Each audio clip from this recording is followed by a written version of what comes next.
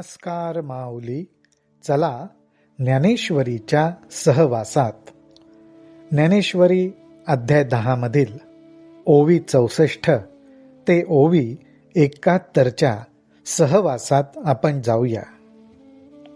भगवंतांनी सहजपणे बोलता बोलता अर्जुनाला कल्पना दिली की अर्जुना, मी आत्ता तुझ्या समोर आहे, परंतु तू माझं यथार्थ स्वरूप अजून जाणलेलं नाहीयेस. तुला मी जो हा तुझ्या समोर दिसतोय त्याचप्रमाणे हे संपूर्ण विश्वाचं रूप हा माझाच विस्तार आहे, माझ्याच रूपाचा विस्तार आहे. अर्थात नाम, रूप, आकार जे जे काही या विश्वात प्रगटतंय ते माझ्यापासूनच आहे. एक प्रकारे भगवंत आपल्या मूळ स्वरूपाचा परिचय आपल्याला या ठिकाणी करून देत आहेत. भगवंत आपल्या ह्या मूळ स्वरूपाविषयी जो भाव व्यक्त करतायत तो ज्ञानोबा रायांनी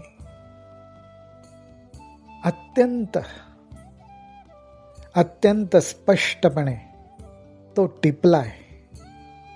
आणि आता अनेक उपमांच्या द्वारे भगवंताला नेमकं आपल्या ह्या विस्ताराबद्दल काय म्हणायचंय ते आपल्या समोर ते उलगडून दाखवत आहेत. ते म्हणतात, एथ वेद मुके जाहाले, मन पवन पांगुळले, राती वीण मावळले रवी शशी. एखाद वेळेस असं वाटेल की जे साक्षात वेद आहेत त्या वेदांच्या मुखातून माझ्याबद्दल जाणून घेता येईल, परंतु ह्या वेदांनाही माझं हे मूळ स्वरूप काय आहे हे शब्दांमध्ये व्यक्त करता आलं नाही. त्यामुळे शेवटी हे वेद सुद्धा मौनाचा आश्रय करून राहिले. त्यालाच ज्ञानोबाराय म्हणतात, एथ वेद मुके जाहाले. कोणी ध्यानाच्या मार्गाने मला जाणण्याचा प्रयत्न करावा, मनावरती ताबा आणावा, पवन अर्थात प्राणवायू त्यांचा लय करावा, परंतु शेवटी मन आणि पवन यांच्या सुद्धा मर्यादा आहेत. ते सुद्धा पांगुळले, म्हणजेच त्यांची वाटचाल सुद्धा कुंठित झाली. निसर्गाप्रमाणे बघायला गेलं तर ज्यावेळी सूर्य मावळतो त्यावेळी त्याला रात्र म्हटलं जातं. चंद्रबिंब मावळतं अर्थात दिवस उगवलेला असतो.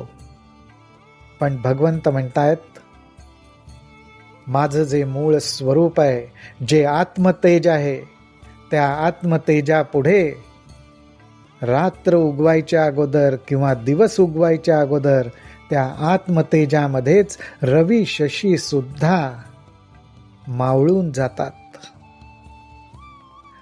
अगा उदरींचा गर्भू जैसा, न देखे आपुलिया मायेची वयसा, मी आघवेयान देवान तैसा नेणवे काही. अहो, एखाद वेळेस असं वाटेल की देवांना माझ्याबद्दलचं ज्ञान आहे, परंतु अहो, आईच्या गर्भामध्ये जो जीव वाढतोय त्या जीवाला आईचं वय कधी समजू शकेल का?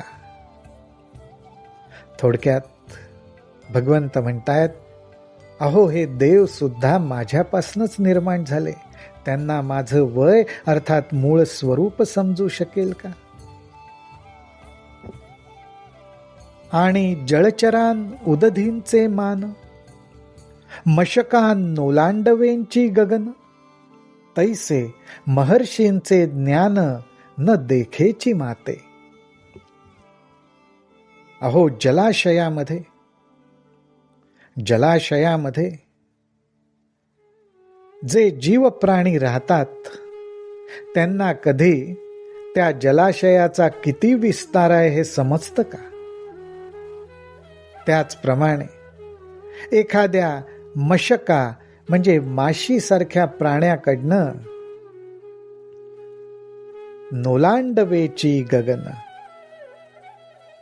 गगनाला ओलांडून जाणं शक्य आहे का? त्याचप्रमाणे महर्षींचे ज्ञान न देखेची माते. त्याचप्रमाणे ज्याला महत्तत्व म्हणतात त्या महत्तत्वाचं ज्ञान प्राप्त करून घेण्याचे प्रयत्न करणारे जे महर्षी, त्यांना सुद्धा माझा विस्तार लक्षात येत नाही. मी कवणपाम का केतुला, कवणाचा कै जाहला, या निरुती करिता बोला कल गेले. भगवंत म्हणतात, मी कवण आहे. मी कोण? पाम का केतुला, आणि मी केवढा आहे? मी कोण आहे? माझा विस्तार काय आहे? कवणाचा कै जाहला, मी कधी एखाद्या कुळात अवतरित झालो, कधी कोणाच्या पोटी जन्म घेतला, नक्की माझं स्वरूप काय? कवणाचा कै जाहला, या निरुती करिता बोला कल्प गेले. अहो अशा प्रकारे माझ्याविषयी कल्पना करता करता बोलता बोलता अनेक कल्प गेले, पण माझं स्वरूप अजून अतर्क्य आहे, अगम्य आहे. का महर्षी आणि या देवा, येरान भूत जाता सर्वा, मी आदी म्हणून पांडवा अवघड जाणता. अरे अर्जुना, तुला थोडक्यात सांगायचं जर झालं तर महर्षी असोत किंवा देव असोत किंवा इतर सर्व भूतसृष्टी असो, या सर्वांचा आदी मीच आहे. माझ्यापासूनच सर्वांची उत्पत्ती असल्यामुळे ज्याप्रमाणे आईच्या गर्भातला जीव आईचं वय जाणत नाही, त्याचप्रमाणे ह्या सर्वांना मला जाणून घ्यायला अवघड जातं. मला जाणून घेणं तेव्हाच शक्य होईल जर का उतरले उदक पर्वत वळघे, का वाढते झाड मुळी लागे, तरी मिया जालेनी जगे जाणीजे माते. अहो पर्वतावरून खाली ओघळत येणारा पाण्याचा जो प्रवाह आहे, तो जर का परत पर्वत चढून वर गेला, किंवा जे वाढणारं झाड आहे ते झाड जर मुळाकडे वाढू लागलं, तरच माझ्यापासून प्रगट होणाऱ्या या महर्षी, देवदेवता, भूतसृष्टी यांना मला जाणणं शक्य होईल, नाहीतर ते अशक्य आहे, असंच थोडक्यात भगवंतांना सांगायचंय. पुढे अजून एक उदाहरण ते देतात. ते म्हणतात, का गाभे वने वटू गिवसवे, जरी तरंगी सागरू साठवे, का परमाणू माझी सामावे भूगोलू हा. अहो एखाद्या वटवृक्षाच्या बीजाला अंकुर फुटावा आणि तो अंकुर फुटल्याबरोबर जर का त्या लहानशा इवल्याशा अंकुरामध्ये सगळा वटवृक्ष जर प्रगट झाला,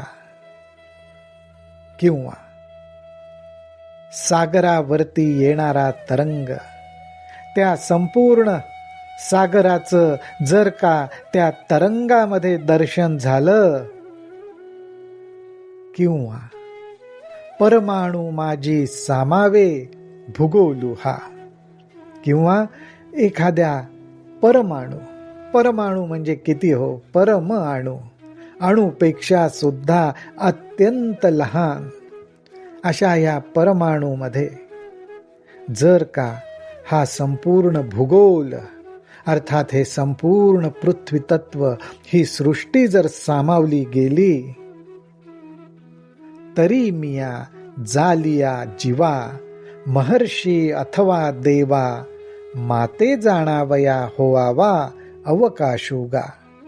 जर हे असं का सर्व झालं